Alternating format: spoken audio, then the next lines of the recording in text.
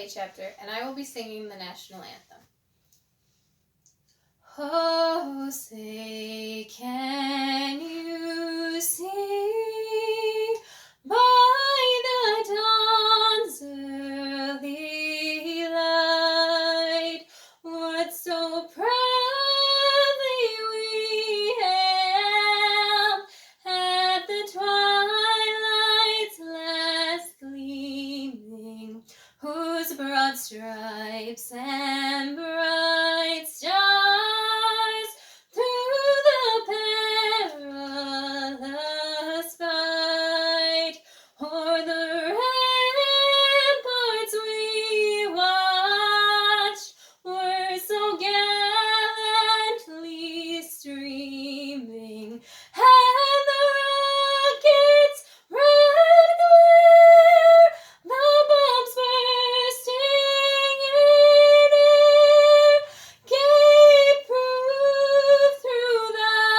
night that our flag was still there.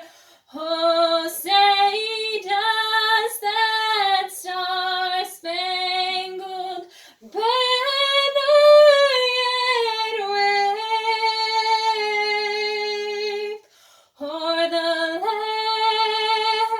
of the free and the home of the brave?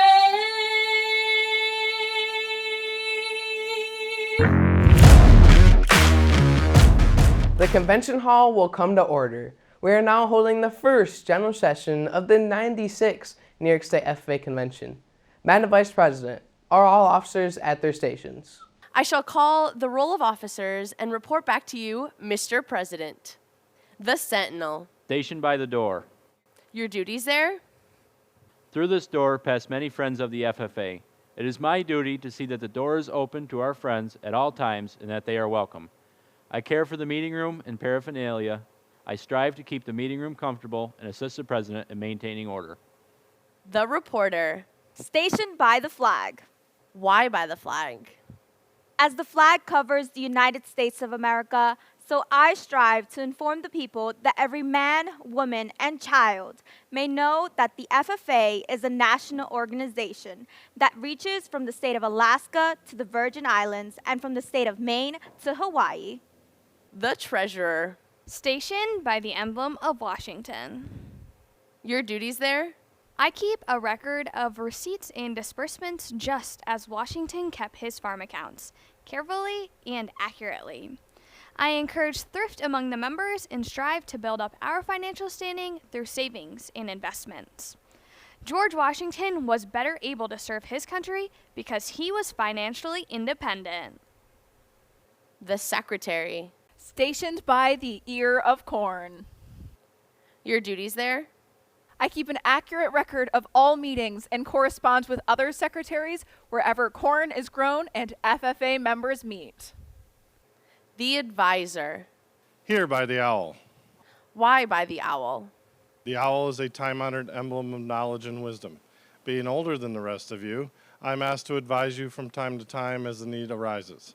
I hope that my advice will always be based on true knowledge and ripened with wisdom. Madam Vice President, why do you keep a plow at your station?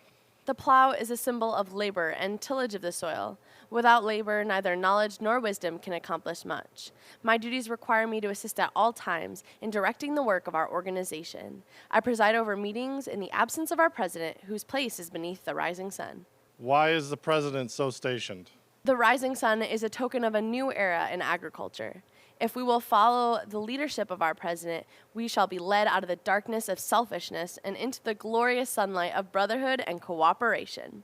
Mr. President, all officers are at their stations. Thank you, Madam Vice President. The Secretary will call the roll of members.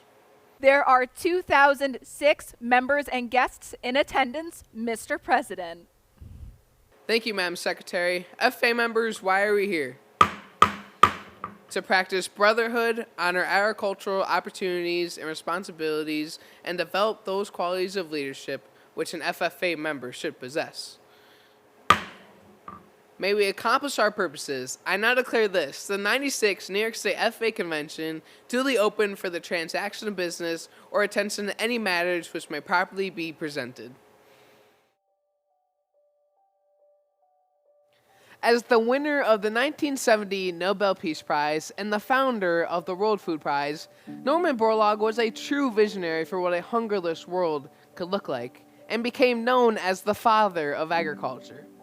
Throughout his extensive fieldwork, Norman created varieties of wheat and rice that saved hundreds of millions of people from starvation around the world. For these people, Norman served as a link between the desperate times of starvation and an amazing future of food security.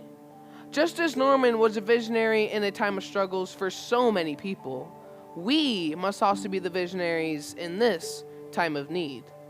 We must seek out and create the same links that Norman created.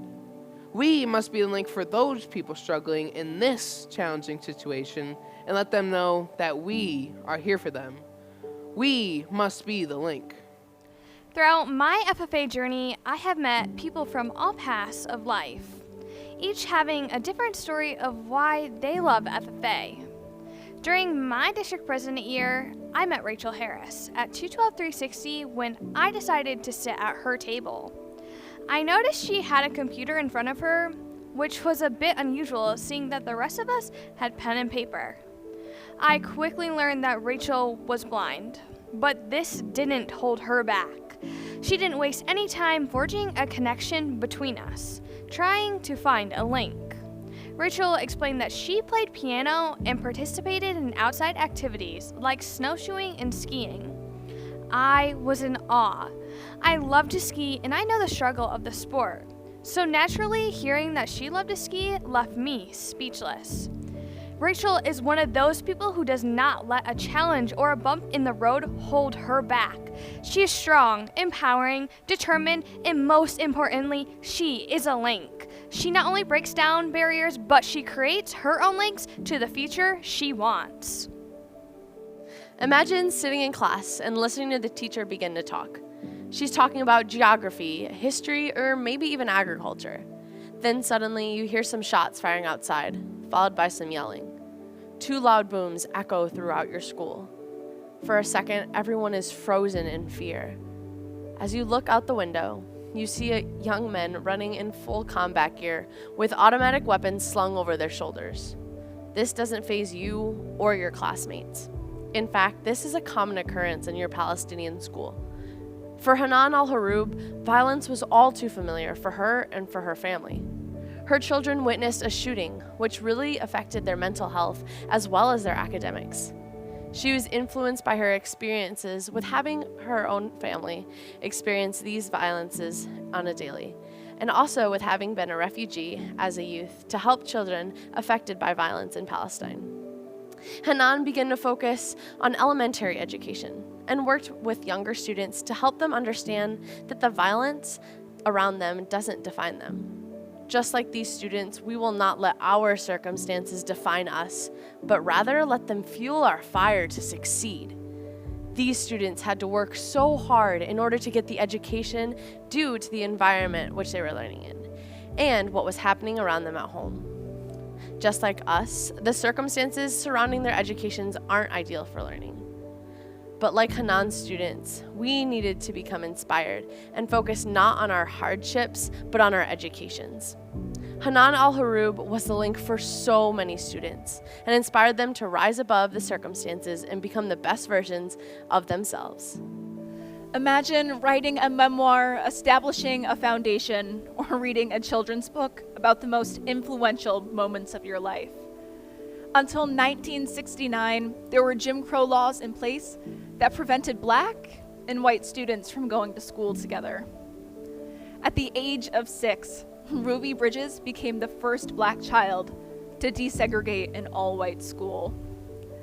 People were so angered that they transferred their children out of the school, leaving Ruby as the only student in her class. Even at such a young age, Ruby Bridges was a prominent civil rights leader. Instead of stepping back and returning to her old school, Ruby overcame the challenges she faced.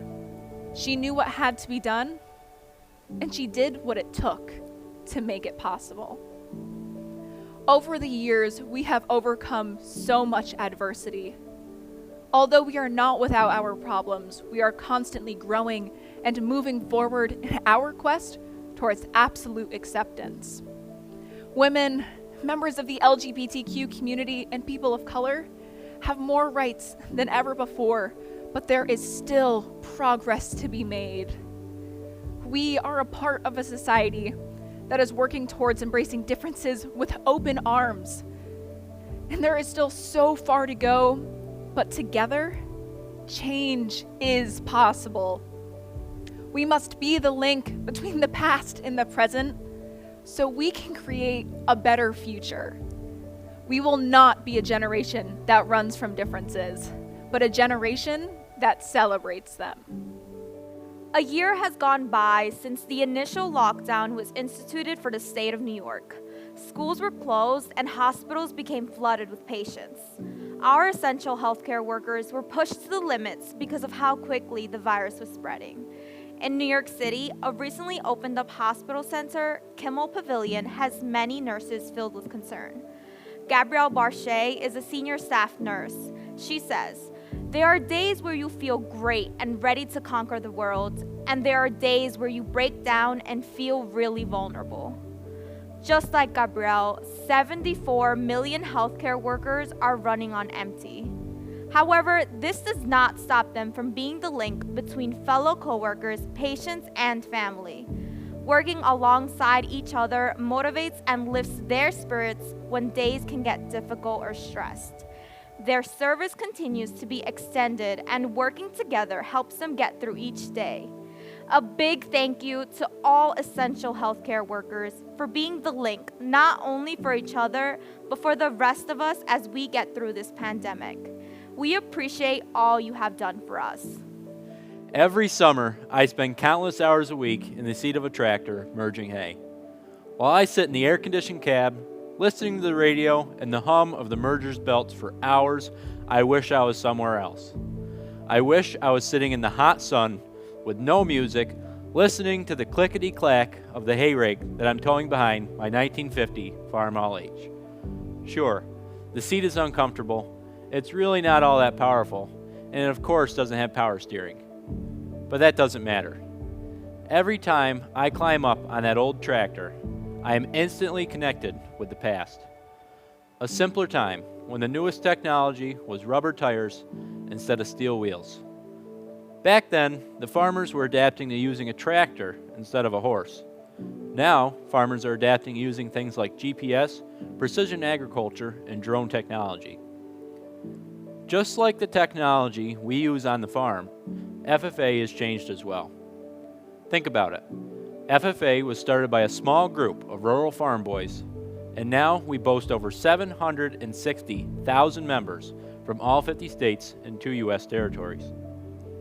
In all 93 years that FFA has been in existence, there's never been a time like we're experiencing now. Last year, we were forced to halt in-person activities, and that's the way it's been. But FFA members are resilient. We found many different ways to be the link and use technology to our advantage. FFA is not weaker because we had to adapt to using technology. We are stronger because of the experience we all share from this past year. Agriculture is the link. FFA members are the link. Education is the link. Social change is the link. Healthcare is the link. Technology is the link. We are the the link. link.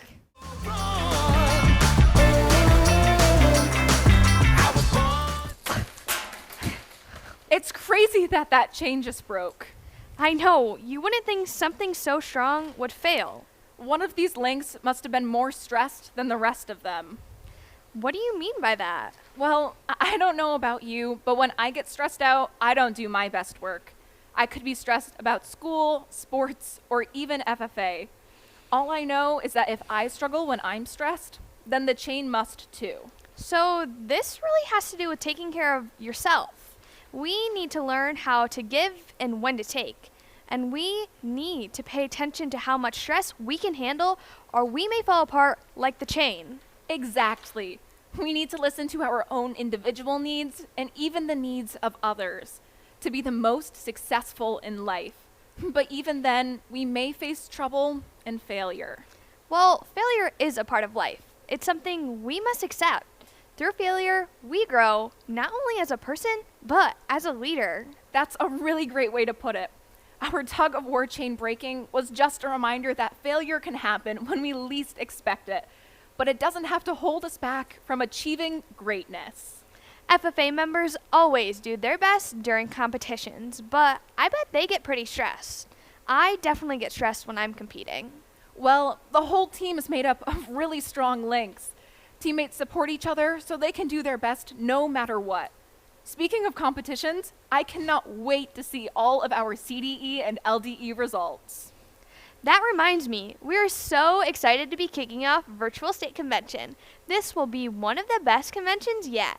During today's session, we will hear a special message from our National FFA Secretary, Anna Mathis. We will also be hearing from some special guests. I'm excited to recognize the Honorary Empire Degree recipients, Assemblyman Brian Miller and Paulette Schiebel, and our State Superior Award winners. They put in so much hard work, and they deserve all the praise. Make sure you also check out our virtual FFA store and expo. We hope you have an amazing convention. New York FFA wouldn't be who we are without support from others. Please listen in as we hear from some of our strongest supporters. Hi, friends. Thanks for inviting me to join your state convention. For those who may not know me, I'm Dr. James Woodard, the National FFA Advisor, and I'm joining you today from my hometown in Georgia. I meet with you today with a sense of gratitude. It is an honor to take part in the New York State FFA Convention. My thanks and gratitude go to your state president, Austin Nolly, and your state staff, Derek Hill and Jessica Curie, for leading your state's organization's efforts. They've pulled together to lead New York in an extraordinary year. In fact, I'd like to talk to all of you about the importance of showing gratitude and paying respect for those who have lifted us all in the last year and in times previous. I think it provides an excellent lesson for how each of you as FFA members can find success in your future. First, let me show you a picture. Now, if you're like me, that's a picture of something you've probably never seen in real life. Most turtles where I come from tend to struggle climbing anything, fence posts included. But that tells us that our turtle friend probably had a boost from someone else to get that incredible view, and we know the turtle will need some help if it wants to come down. Now, there's a lesson there that applies to all of us. The truth is, none of us ever get where we're going without a little help. For FFA members who have won awards or earned honors, take a moment to consider all who have helped you. Your advisor, your teacher, your parents, your boss, and maybe even your friends. Then think about where you would be if no one ever lent you a helping hand or showed you a path forward. Without those people, we'd never get an opportunity to be that turtle on a fence post, seeing the world from a whole new view. I encourage you to share your gratitude and appreciation to those who have helped you, and then make sure you pay it forward. As you earn new opportunities and reach new heights, look for ways to help others in their journey by providing tips, advice, and wisdom from what you've learned. I can promise you that you'll find this path rewarding and beneficial as you reach new heights and find your version of success. Thanks for inviting me to join your state convention, and I hope to have the opportunity to meet all of you very soon, perhaps even at the National FFA Convention and Expo this fall. Thank you. Hello, New York FFA. Thank you so much for having me. It's so great to be back with you for your annual convention. It's been a tough year, and we have all had to adapt to so many new ways of doing things. Despite the challenges, I'm thankful that we have remained connected and committed to our shared goals. Your state officers and organizers and leadership have done an amazing job bringing this event together, expanding on last year's virtual agenda with more presentations, more workshops, and tours that will help keep our young people engaged in agriculture. This year's convention theme, is Be the Link, and that message is perhaps more important today than ever before. Our current situation keeps us from gathering in person, yet it strengthens our resolve and our dedication to growing our industry and instilling an appreciation of agriculture in our young people. Over the past year, we have been challenged to find new and innovative ways to be the link, to maintain the connections we have made, and also to create new ones, to be the link between this generation and the next. And you have all accepted that challenge head on. Last year, when we gathered virtually for your annual convention, I remember sharing my optimism for the future and what I believe to be the silver lining that has emerged from this difficult time, that there is a greater appreciation for agriculture and the entire food supply chain. From our farmers to our veterinarians, to our food manufacturers and our distributors. Now is the time to strengthen our connections, to ensure we build an even stronger, more resilient food system for this next generation. You are all imperative to that goal. With this renewed interest in agriculture, we know there is a need and a desire for ag programs now more than ever, all across New York, and all of this will help us meet the demand and continue to build on the great progress that we've made. I just want to take a few moments to recognize your many accomplishments over these last few years in particular. I've been honored to join so many of you as we open new FFA chapters across the state, and I've applauded your increased membership and recognition for your leading efforts on a national level. As you can see, I am proudly wearing my blue jacket today. You are the next generation, and you should be proud of your role in moving us forward. I have no doubt that with the leadership of the many bright and talented minds that make up the New York FFA, New York will continue to lead the nation in agriculture. Thank you for the opportunity to join you today, and I look forward to seeing you all in person very soon. Thanks so much.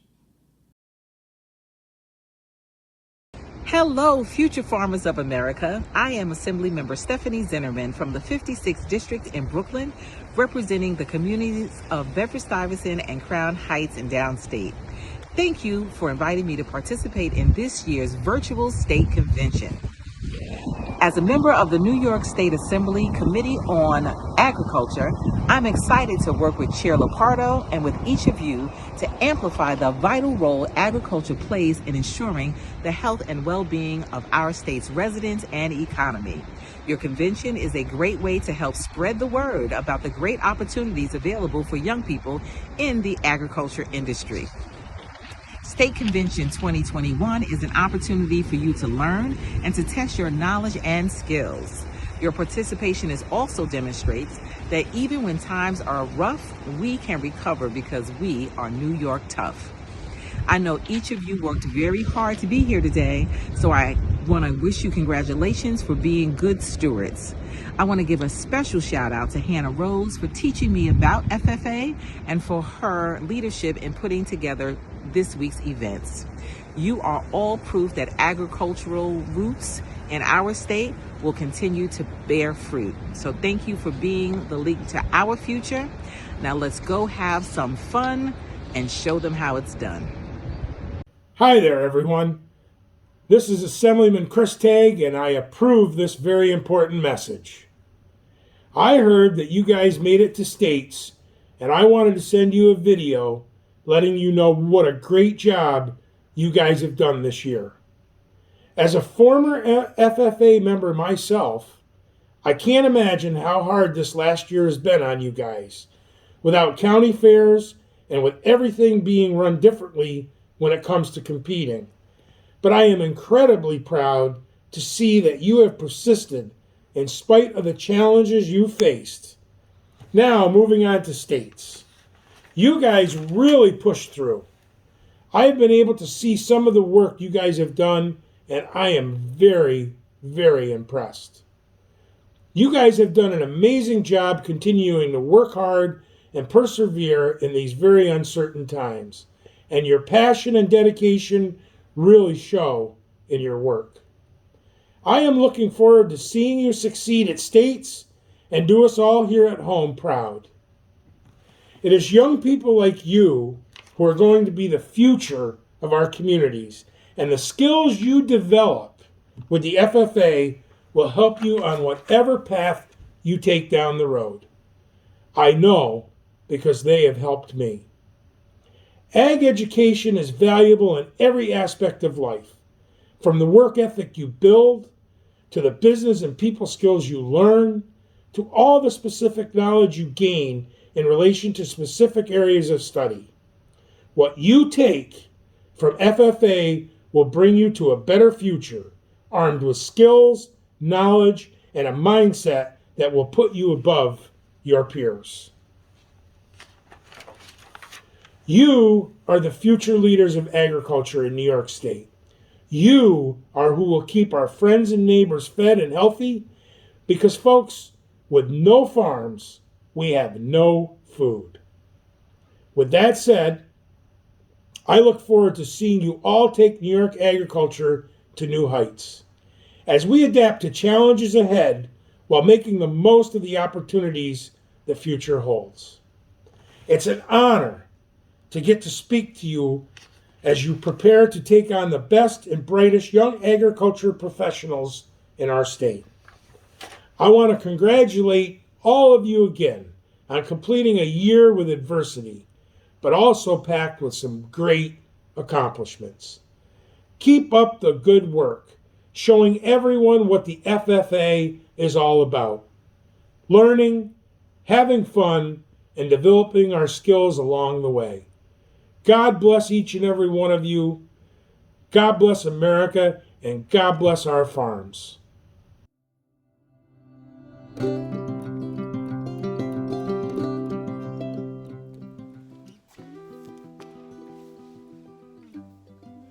Through these doors pass many friends of the FFA. Hello, New York FFA. My name is Todd Lighthall, and I am recording this message to you from within the dining hall at Oswegatchie. A year ago, on May 6, 2020, we opened this facility after 6 months of hard work and construction. And over that time, we have simply referred to this space as the new kitchen and dining hall. In January of 2021, the FFA Foundation Board of Directors formed a committee whose sole purpose was to identify the perfect name for this new space. Over 50 entries were submitted and considered, and today I'm very proud and honored to be able to share the final results with you, our FFA members, advisors, parents, and supporters. From this day forward, this space will now be known as Sentinel Hall. Now, for those of us steeped in the traditions and familiar with the history of FFA, the word Sentinel has a meaning. It is one of the elected positions of an FFA chapter, but the name was not chosen because of the position, but more because of the meaning of the word Sentinel. In our own opening ceremonies, the Sentinel will stand before the meeting and announce and declare, "Through these doors pass many friends of the FFA," a sign of welcoming, and that makes it very, very perfect. More so, the term Sentinel in military terms is a person who sits watch over a valuable asset and protects it. Now, this being one of the greatest assets that we've had the honor to build at Oswegatchie, certainly it is a valuable asset. But more importantly, the area surrounding this building, the bank from which it sits upon, high overlooking the Oswegatchie River and Long Pond, is a very popular place where people go to watch.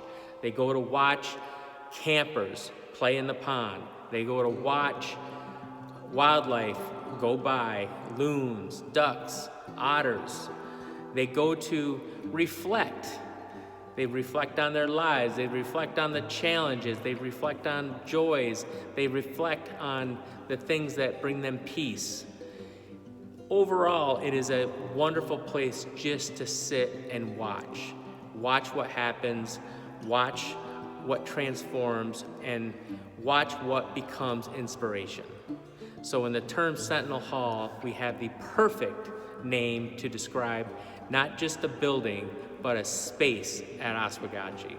Now within this new building, Sentinel Hall, we have two other dedicated areas.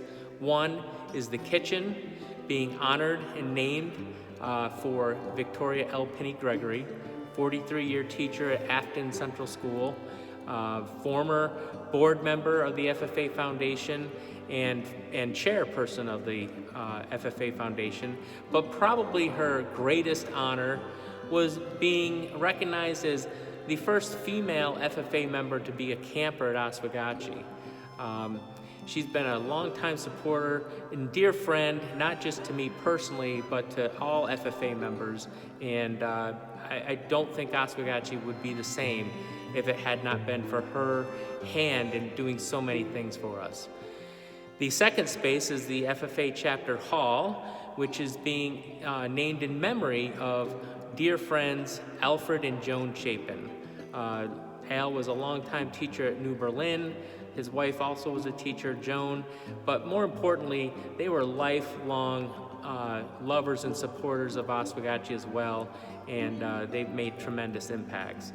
This summer, at a special event, we're going to be recognizing all of these people along with all of our donors and making the official unveiling of all the names during a special event this summer. But in the meantime, we're anxiously awaiting the return of you, our FFA campers, our FFA advisors, our friends, this summer with the promise that Summer Camp 2021 is going to happen, and we look forward to filling this tremendous hall with the sounds of music, camp songs, camp chants, and most importantly, laughter.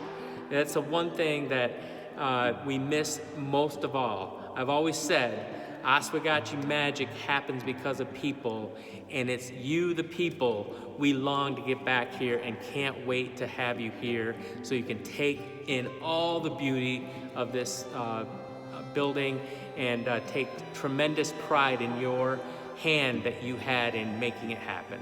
So see you this summer, have a great convention, and congratulations. Thank you.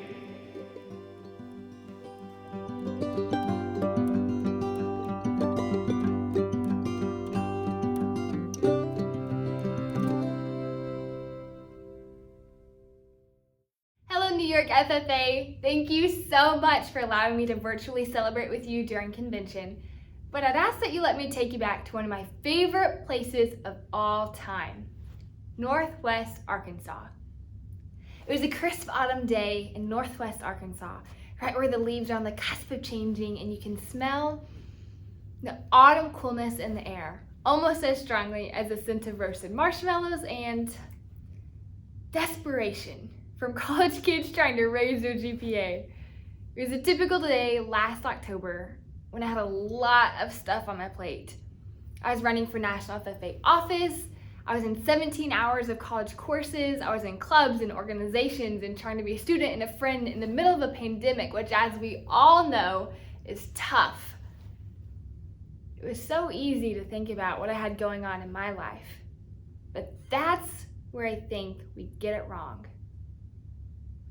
What if instead of focusing on us, we focused on each other a little bit more?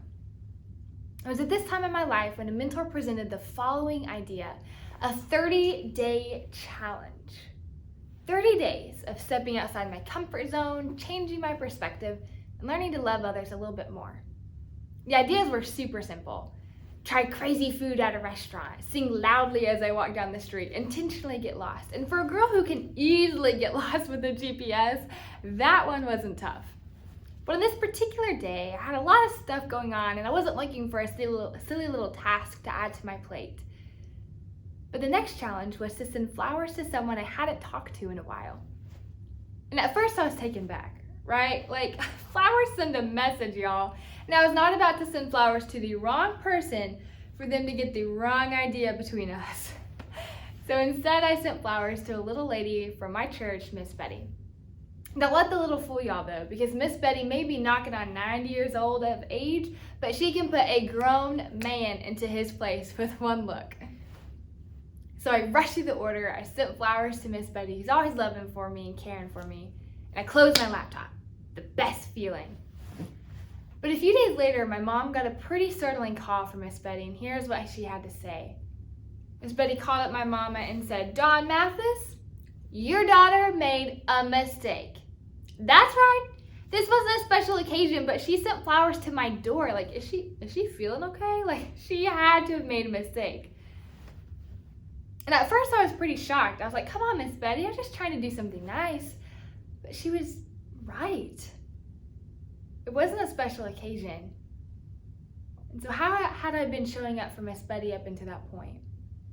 How are we showing up for the people in our lives, even though we have a lot of stuff going on in our own? What if there was a different way to live? Instead of focusing on ourselves, but focusing on what we can give others. What we can give others. If you'll stick with me, I'd like to share 3 quick thoughts I've learned in my life. And if you're ready to catch them, I'm about to throw them your way. Give always, and give always unapologetically. Give always, and give always unapologetically. The first person I learned this from in my life was a man named Mr. Charles Trammell. I remember as a kid, I'd be rolling out of town on summer break and I would plaster my face through the car window, stare up at my school, and think to myself, when I came back, I would be a whole year older and closer to being a big kid. Did y'all want to be a big kid so bad? I know I did. But here's the crazy part. This same man was always mowing the school lawn. He wasn't a janitor because I knew all of those. The same man was always planting flowers in the flower bed or opening up doors or cheering on our Valley Tigers as they played basketball. The same man was always behind the concession stand. The same man, like, who was this guy? One day after school, I asked my mom, who is this man? My mom was an elementary school teacher and she had all the gossip. But it didn't take any gossip to figure out who this man was. Because he was the superintendent of the whole school. The whole school! And he was serving me. He was opening up my door and sweeping up my mess. What I saw Mr. T do was nothing earth-shattering. He didn't receive recognition for it. He wasn't fulfilling his own desires. He was simply looking outside of himself to what he could do for others. And for Mr. T, that was giving. Giving his money sometimes, but his time always. Where's an area of our life where we get a little too focused on what we have going on and fail to see what others need around us? Because when we do that, we start to lose sight of what Mr. T knew to be true. And get this, a life of giving is a life well lived. A life of giving is a life well lived. Mr. T taught me to give. And the cool thing about him was that he was super consistent, which reminds me of the second person I learned a lot from, and that is my mama. My mom was an elementary school teacher, and she could command respect and love in the same look. And if I ever misbehaved during the school day, she would make sure to let me know she knew, so I could dread the car ride home every time. My mom was also consistent with her students. I remember growing up, I was reaching into my closet for a sweater I hadn't worn in forever, and it wasn't there. I went to go brush my hair for the day, and I took my big old paddle brush, I ran it under the water, I smacked it off after like 5 minutes, pulled it through my hair. Why did we ever do that, ladies? And I reached for my headband that was in high fashion, and it too wasn't there. So after thorough investigating, I found out that my mom had been stealing my stuff. But not to be malicious, and oftentimes she asked me if it was okay. But my mom was always searching for these sweaters or extra clothes or toys or accessories and taking them to school with her.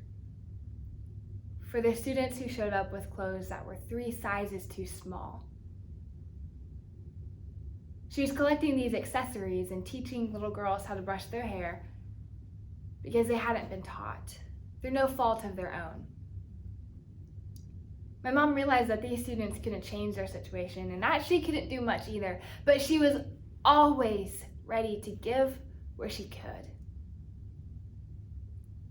Sometimes we get stuck in this rut of doing things just to check them off a box, right? Like to do this one-time obligation and to fulfill this one requirement. And I signed up, so I'm gonna do the bare minimum. I'm gonna do my part. I'm gonna do just enough to skate by. But are we?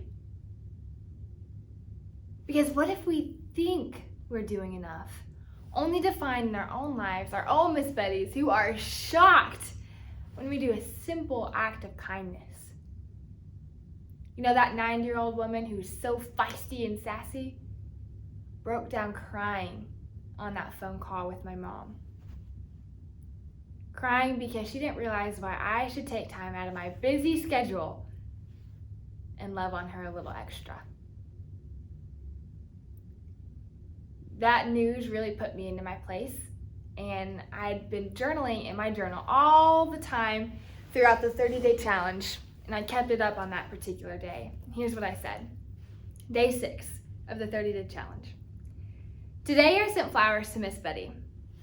I thought long and hard about it, and again made me reconsider how much I do for others. I realize now I'm thoughtful on occasion.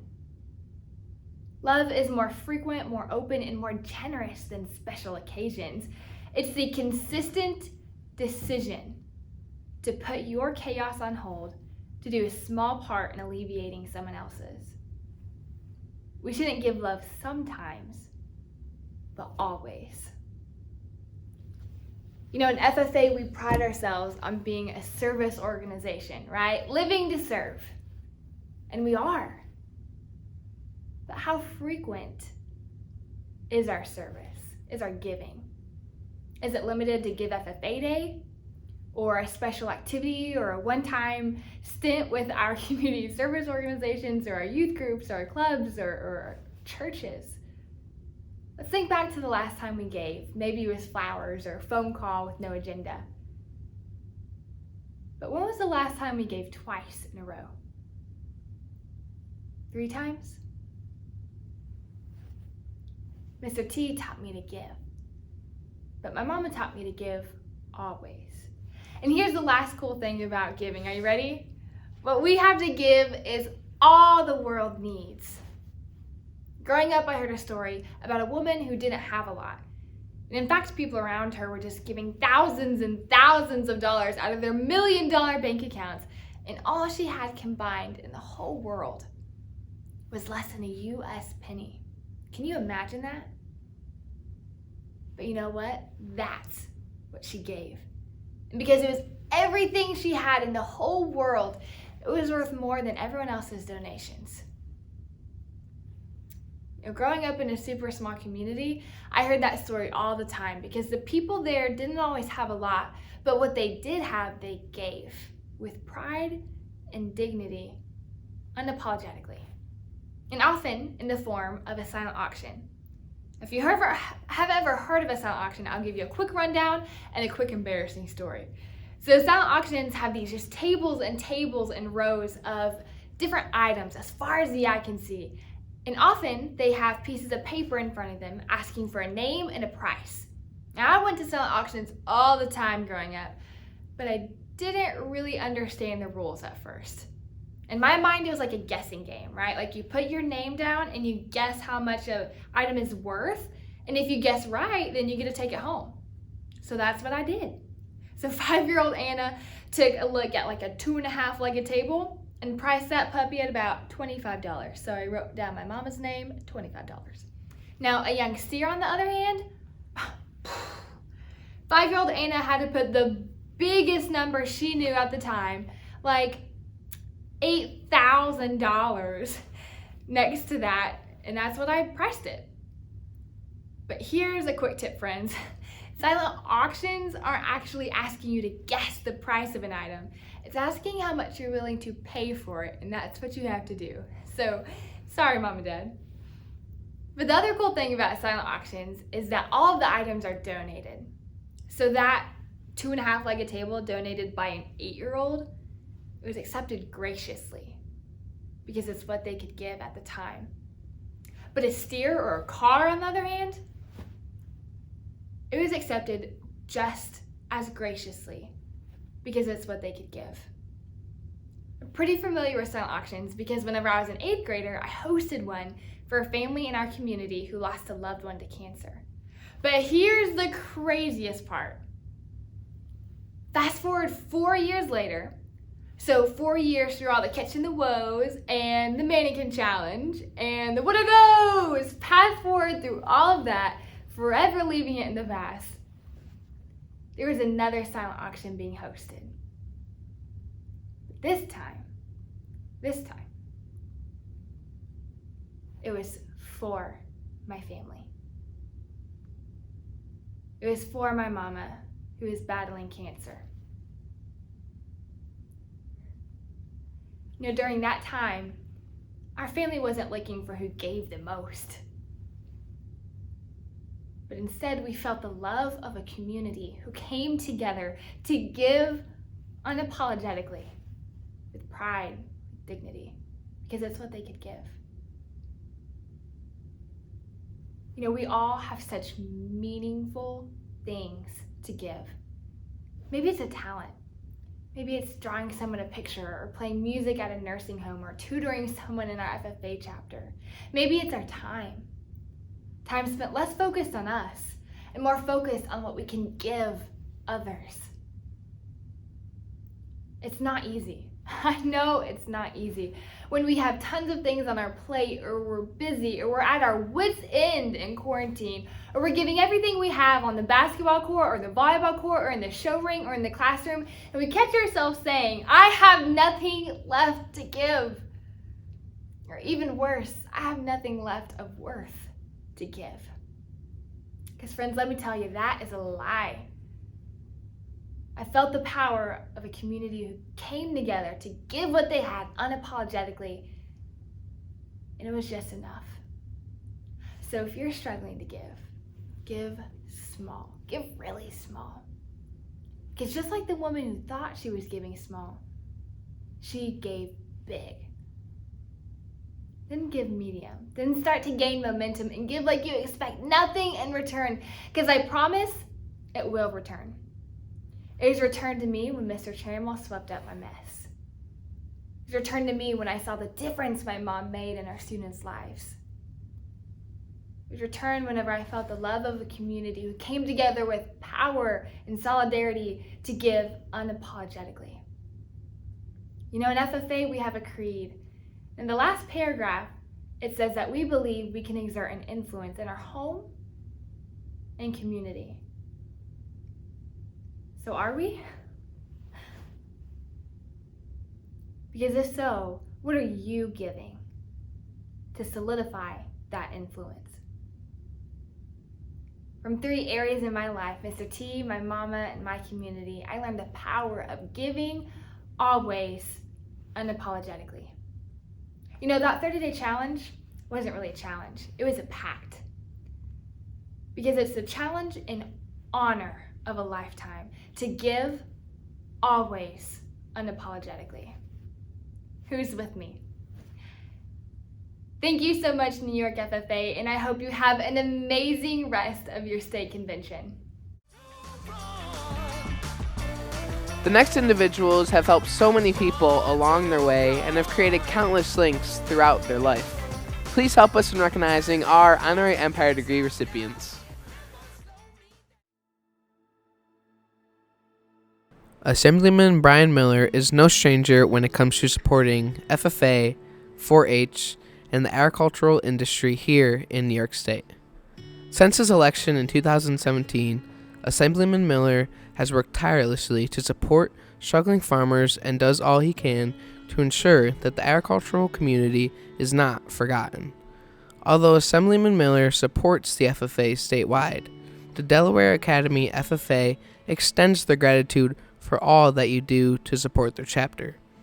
Whether this be attending FFA activities, tasting their maple products, or being a guest to the VIP showmanship class at the Delaware County Fair. Your support for them is greatly appreciated. Delaware Academy would be proud to announce Assemblyman Brian Miller for the honorary Empire degree. He has done so much for our school and for other FFA chapters throughout the state.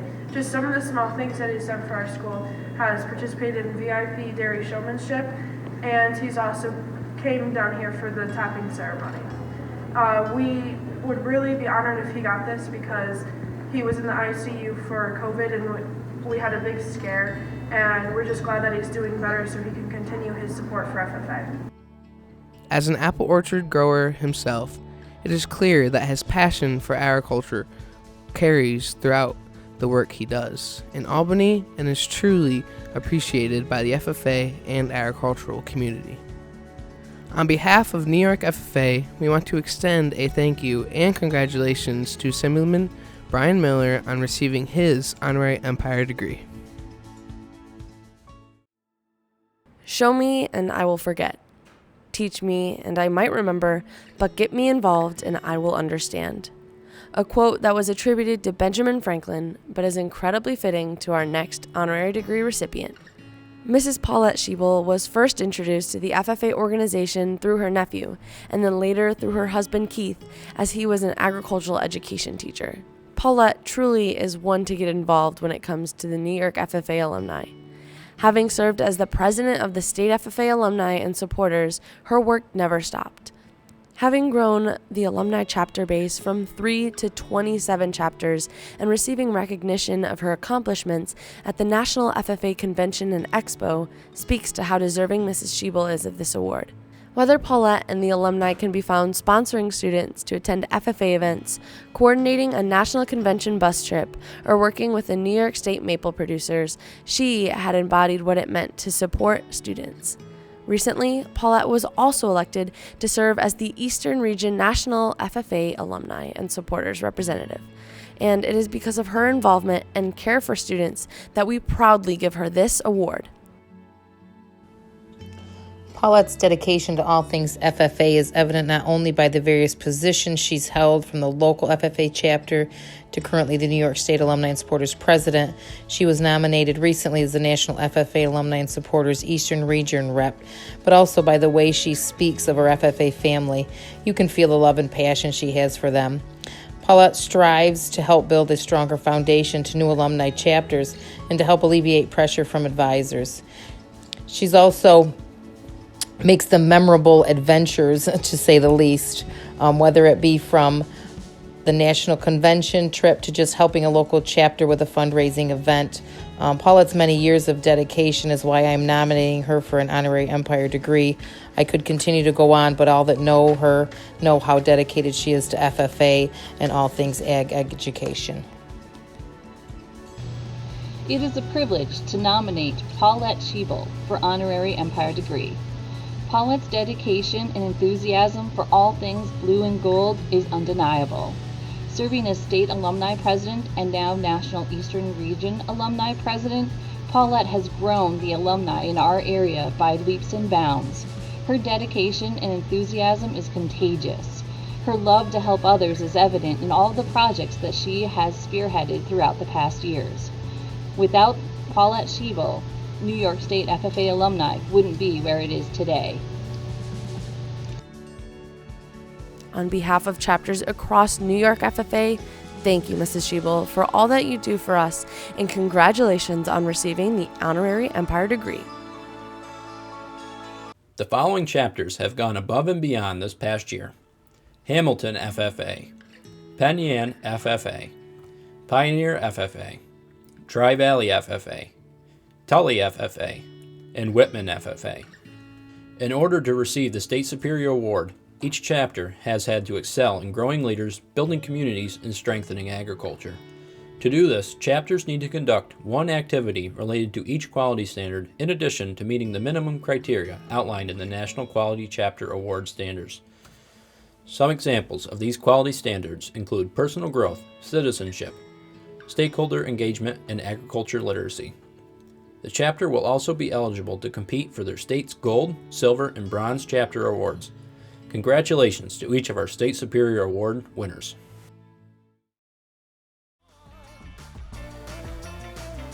From singing to dancing, these next individuals will blow you away with their skills. Please help us in welcoming this next talented act during our talent showcase.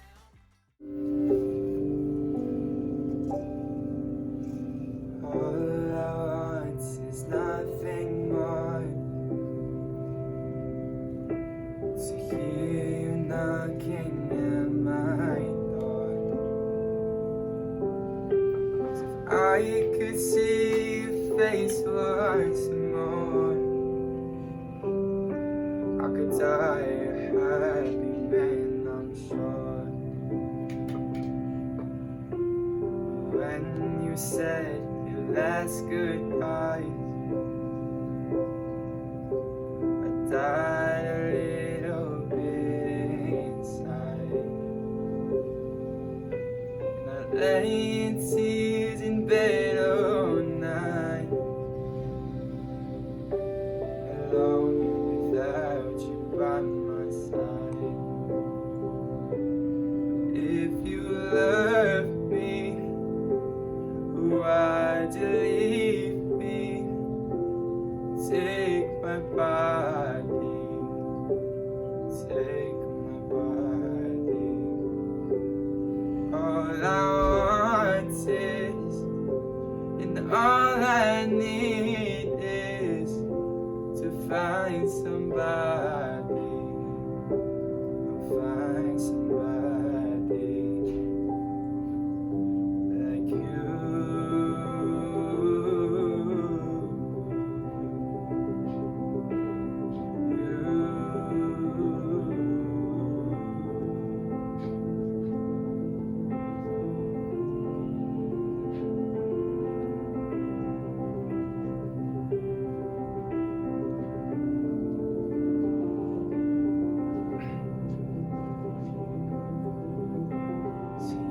Brought out the best in me, a part of me I never seen. Took my soul and wiped it clean. Our love was made on a movie screen. But if you love me, why'd you leave me? Take my body, take my body. All I want is, and all I need is to find somebody, find somebody like you.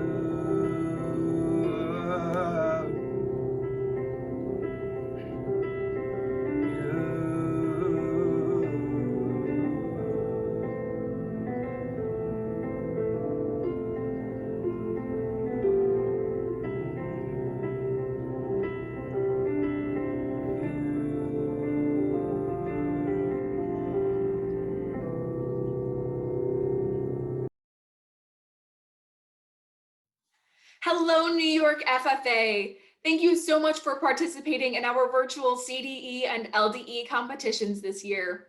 While we were not able to meet in person, there were still so many opportunities to make this year the best that it could be, and it was amazing to watch all of you take advantage of each and every opportunity that came your way.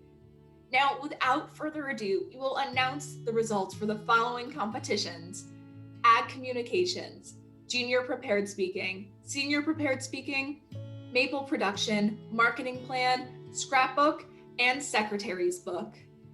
In Ag Communications, our individual results are In 8th place, Elena Smith, Penn Yan, FFA. In 7th place, Andrew Curtis Zalich, Cazenovia Aggies, FFA. In 6th place, Natalie Yonts, Penn Yan, FFA. In 5th place, Victoria Hunt, Cazenovia Aggies, FFA. In 4th place, Jennifer Moskovich, Cazenovia Aggies, FFA. In 3rd place, Casey Marcellus, Penn Yan, FFA. In 2nd place, Alyssa Reynolds, Penn Yan, FFA. And our first place individual finalist for Ag Communications is Jake Tobin from Cazenovia Aggies, FFA. Our Ag Communications team results are in 2nd place, Cazenovia Aggies, FFA, and in 1st place, Penn Yan, FFA.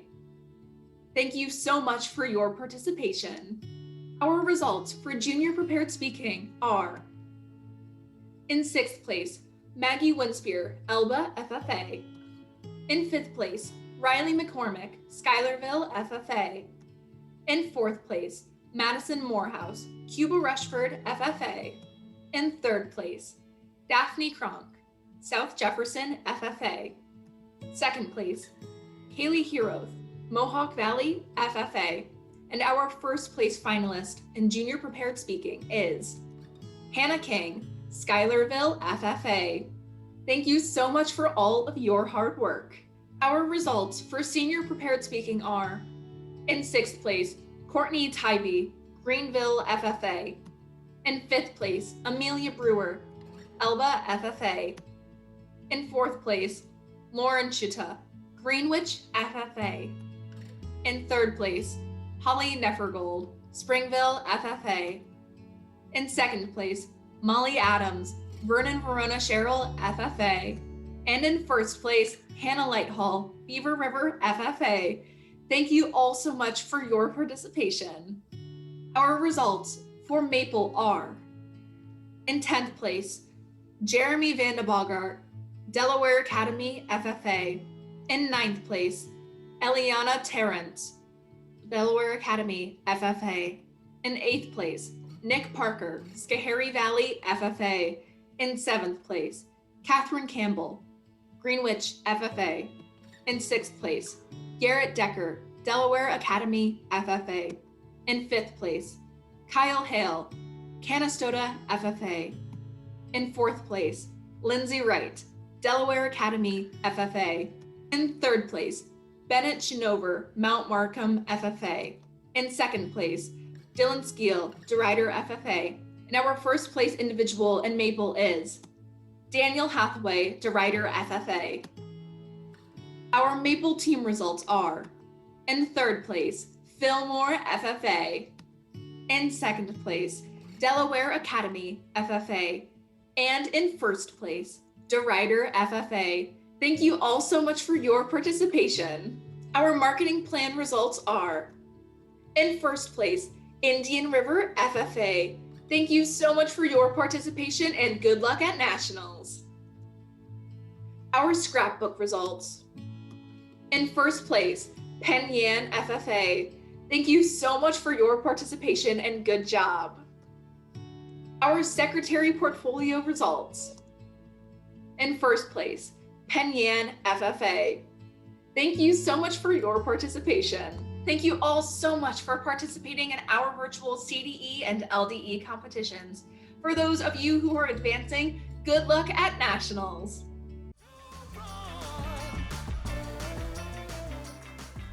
In this session, we saw so many leaders and role models in our organization. The speech Anna Mathis gave was incredible, and it was so nice to hear from our supporters.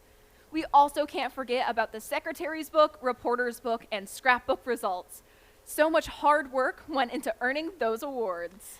I'm so glad we got to recognize our honorary Empire Degree recipients and the State Superior Award winners: Hamilton, Penn Yan, Tri-Valley, Tully, Whitman, and Pioneer FFA. I bet each person we recognize has faced stresses and failures to get to where they are today. Definitely. Without a few failures along the way, we wouldn't be here today.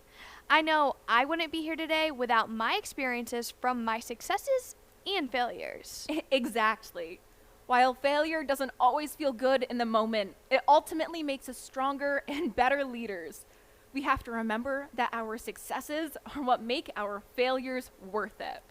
Thank you all so much for attending today's session. We hope you had an amazing time, and we can't wait to see you again tomorrow. I hope you will join us for our retiring State Sentinel Phil Ray's retiring address and our 6th place National Chapter Award, and see which chapter will be receiving their own FFA jackets tomorrow for Session 2 of State Convention. Also, check out the workshops Cultivate Kindness, presented by our National Officer candidate Taylor Rollins, and the veterinarian panel. So you want to be a vet? You can also watch a virtual tour of Trinity Valley Dairy. New York FFA. Failure is a part of life. It's what you take away from it that matters. Make sure we support others to keep our chain link strong. Be the link.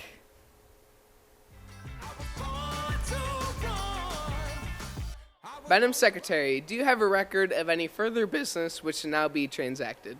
I have none, Mr. President. Does any member know of any new or unfinished business which will properly come before this meeting? We are about to adjourn this, the first general session of the 96th New York State FFA Convention.